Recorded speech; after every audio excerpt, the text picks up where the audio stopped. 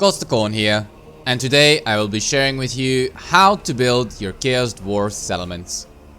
Now this is a topic I've seen people ask quite a bit. In what ratio should you build outposts and factories? Whether or not you should build entire regions to be factories or outposts, and similar such questions. And in this video I will try and give you the answers to most of those questions as best I can.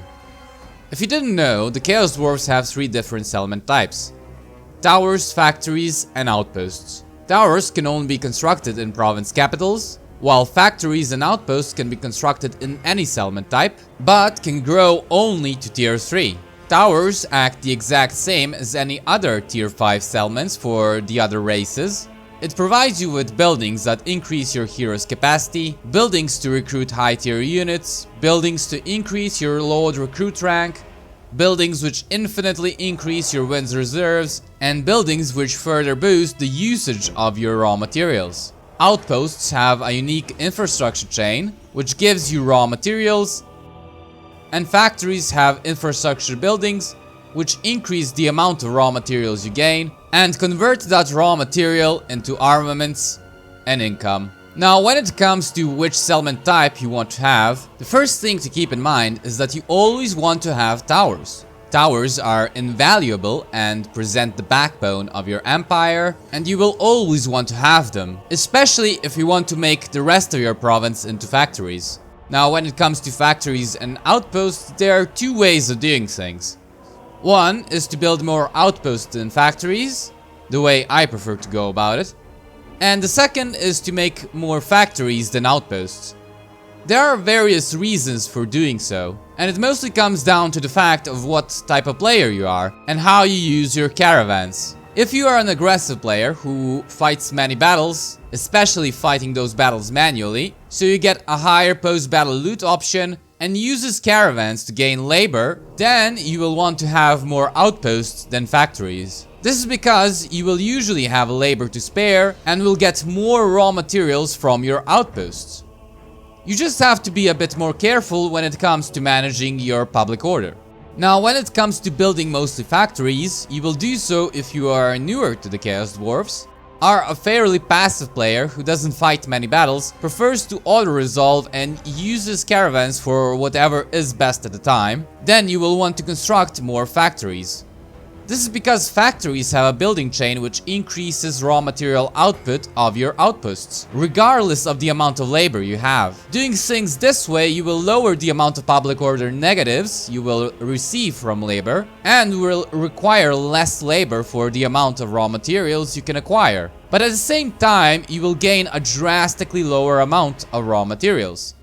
This would mean that assuming you construct towers in every province, if you have a 4 settlement province, you will want to have either 2 factories or 2 outposts, depending on what you prefer. If it is a 3 settlement province, then 1 factory and 1 outpost.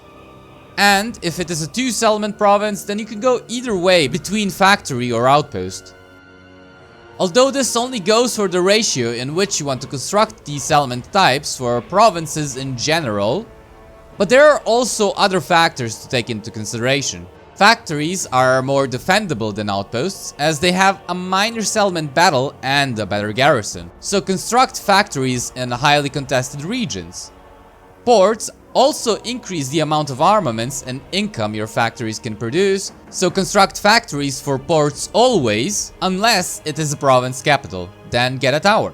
Then there are resource buildings to take into consideration. Marble and obsidian gives you raw materials. If you are constructing mostly factories in your provinces, you can then make the entire province into factories, which will boost the amount of raw material that resource building produces. Then there is iron and wood, which give you armaments for raw materials, and here I also like to make the entire province into factories, as you can make the province very efficient that way in using your raw materials, with the building that reduces raw material consumption and the commandment which increases armaments output.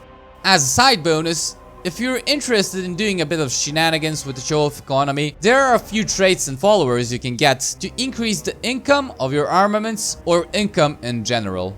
The Infernal Castellans have a trait called Materialistic, which increases your armaments and raw material output for the local province by 5%. as well as an ancillary called Artificier, which increases armaments output by another 8%. What I like to do is recruit materialistic castellans and, if possible, give them artificiers, which you can only get from the Tower Czar. Put them in provinces which have a high armaments output, so by doing this you will basically be paying the upkeep of the hero for some extra armaments. But since castellans also boost the income of that province, it will lower the cost of maintaining them as well.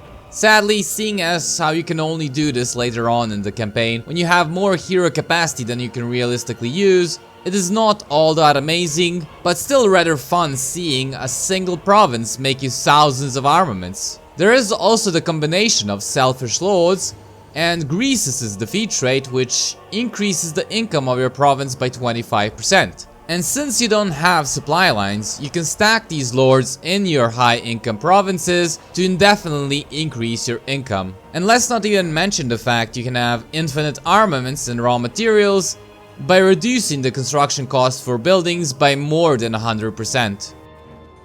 Well, this is all I had to share with you on how you can build up your Chaos Dwarf settlements and a couple of ways to enhance your economy. If you enjoyed the video, don't forget to subscribe for future content. Thank you all for watching, and until next time. Khorne fights as one.